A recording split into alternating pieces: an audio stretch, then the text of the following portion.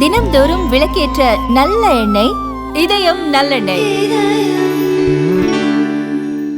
ஒரு அரசு ஊழியர் குற்ற வழக்கில் கைதாகி சிறையில் 48 மணி நேரம் இருந்தாலே தற்காலிக பணி நீக்கம் செய்யப்படுகிற நிலை அரசியல்வாதிகளுக்கும் அது பொருந்த வேண்டும் என்று சட்டத்தில் என்ன தவறு இருக்கிறது என்று தமிழக பாஜகவின் தலைமைச் செய்தி தொடர்பாளர் நாராயணன் திருப்பதி கேள்வி எழுப்பியுள்ளார்.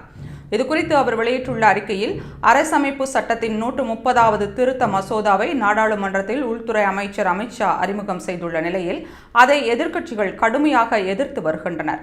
தங்களின் முறைகேடுகளை மறைக்க லஞ்ச ஊழலை கைவிடாமல் தொடர்ந்தால் நடவடிக்கை பாய்ந்துவிடுமோ என்ற அச்சத்தில்தான் பல்வேறு அரசியல்வாதிகள் இந்த மசோதாவை எதிர்க்கின்றனர்.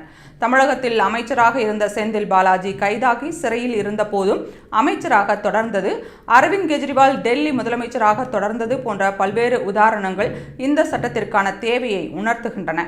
மேலும் அமலாக்கத்துறை மூலம் அரசியல் பழிவாங்க இந்த சட்டம் பயன்படுத்தப்படும் என்றும், இதுவரை அமலாக்கத்துறை தொடுத்த வழக்குகளில் 2% மட்டுமே தண்டனை பெறப்பட்டுள்ளன என்றும், தொடர்ந்து அமலாக்கத்துறை குறித்து ஒரு தவறான தகவலை தமிழகத்தில் உள்ள எதிர்க்கட்சிகளும் சில அரசியல் ஆய்வாளர்களும் வதந்தியை பரப்பி வருகின்றனர்.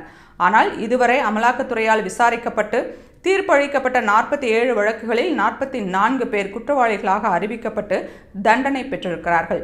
குறிப்பாக காங்கிரஸ் அரசு காலத்தில் 2005ஆம் ஆண்டு முதல் மார்ச் 2014 வரை குற்றம் சாட்டப்பட்டவர்களில் முடக்கப்பட்ட குற்றவியல் சொத்துக்களின் மதிப்பு 5171 கோடி ரூபாயாக உள்ள நிலையில், மோடி தலைமையிலான அரசின் கீழ் 2025 மார்ச் 31 அன்று வரை அமலாக்கத்துறையால் முடக்கப்பட்டுள்ள குற்றவியல் சொத்துக்களின் மதிப்பு 1,54,594 ரூபாயாக உள்ளது என்பது எந்த அளவிற்கு அமலாக்கத்துறை வேகமாக செயல்படுகிறது என்பதை தெளிவாக உணர்த்துகிறது என்று தெரிவித்துள்ளார்.